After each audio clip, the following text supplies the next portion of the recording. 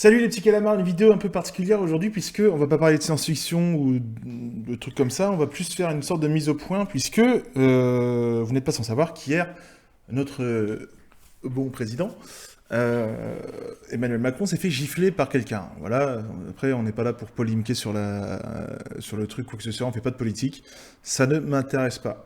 En revanche, ce qui m'a été partagé ce matin, c'est ça. En effet, un tweet du journaliste Jacques Pézé a annoncé avoir révélé la liste des abonnements YouTube de l'agresseur d'Emmanuel Macron. Et en cherchant bien, eh bien, à la cinquième ligne, premier sur la gauche, c'est moi, avec plein d'autres comme Az Épouvantail, Jamie Gourmaud, etc. Sauf que moi, ce qui me déplaît un petit peu dans cette histoire, c'est que le journaliste en question, il a publié, vous avez vu sur le tweet, il a dit oui, voici la liste des abonnements sur lesquels l'agresseur d'Emmanuel Macron passait du temps sur YouTube, il y avait un petit peu de Japon, science-fiction, tout ça, machin. Mais bon, il y a quand même beaucoup d'abonnés, d'abonnements à des chaînes de gros fachos. Bah oui, mais lesquels? Parce que c'est bien beau de balancer une liste, mais il faut faire le distinguo. Parce que si on fait une liste avec, je sais pas, une liste de gens, et je mets le nom du journaliste dedans, et je dis attention, dans cette liste de gens, il y a quelques gens bien, mais sinon, pour la plupart, c'est des gros cons.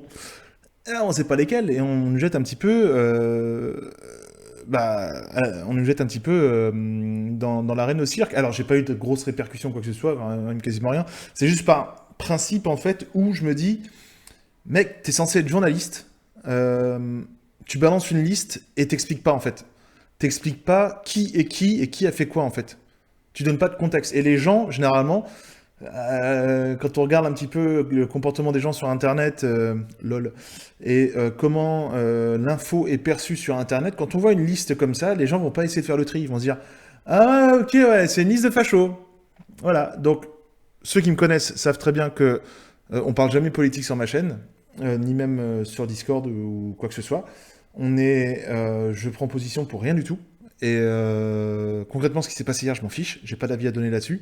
Et ma chaîne n'est en aucun cas un haut-parleur pour tout ce qui est mouvement anti-progrès ou extrême droite ou quoi que ce soit. Bien au contraire. Donc, bien au contraire, parce qu'on n'en parle pas. On n'en parle pas et moi j'ai pas d'avis là-dessus. Donc voilà, moi ce qui a suivi après, c'est que j'ai échangé avec le journaliste et je vais vous partager les tweets d'ailleurs. Je vais le rajouter au montage maintenant parce que j'ai fait un petit peu sur le pouce cette vidéo. Et donc bah forcément j'ai échangé avec le journaliste qui a mis assez vite à me répondre. Il a quand même pas mal botté en touche en me disant que oui, mes abonnés savent faire le distinguo. J'ai quand même insisté en disant, bah oui, les abonnés peut-être, mais les gens qui lisent les tweets et qui lisent les articles, pas forcément en fait. Et il se peut qu'il y ait un amalgame. Donc, faire un distinguo, faire de la recherche, faire, je sais pas, se dire, bon bah, voilà, sur toutes les chaînes, lesquelles peuvent prêter à confusion, lesquelles portent des messages de haine et lesquelles ne portent pas de messages de haine, n'ont rien à voir avec ça. Enfin, Jamie Gourmaud, il a rien à voir avec ça. Az l'épouvantail n'a rien à voir avec l'extrême droite. Moi, j'ai rien à voir avec l'extrême droite. Donc, c'est ça qui m'agace en fait dans cette histoire. C'est ça moi qui m'excède beaucoup dans cette histoire, c'est que euh, sous prétexte de faire un article et de le sortir vite, on vérifie pas ses sources en fait. On fait un gros paquet et on vérifie pas ses sources et on envoie tout directement et on laisse le public juger en fait. Alors que justement, je pense que quand on est journaliste, on est en droit de faire, enfin, quand on lit un article de journaliste, on s'attend à ce qu'il y ait un minimum d'investigation. Même si c'est pas l'affaire du siècle, hein, c'est qu'une gifle, mais ça reste quand même de l'info. Et l'info, elle est traitée quand même, que ce soit une info mineure ou majeure, elle est traitée quand même par des gens sur Twitter, sur Internet et en règle générale.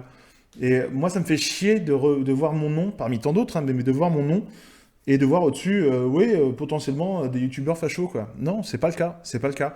Et je me suis défendu par rapport à ça, et oui, il y a peut-être après, il y a peut-être des youtubeurs fachos dans la liste, mais moi, je sais pas qui c'est, et je suis pas journaliste, et honnêtement, ça m'intéresse pas. Mais c'est justement aux journalistes de faire leur travail et de nous montrer qui sont ces youtubeurs et en quoi leurs discours peuvent être un peu ambigus, un peu dangereux, pourquoi pas. Mais ne pas balancer tout le monde comme ça dans le même bateau, quoi, c'est ça. Voilà, c'était juste pour vous parler de ça et de faire une petite mise au point. Et que bah, si des gens tombaient sur ma chaîne et en se disant bah, justement, détrompez-vous, vous n'êtes pas au bon endroit. Voilà. Si ici on parle science-fiction,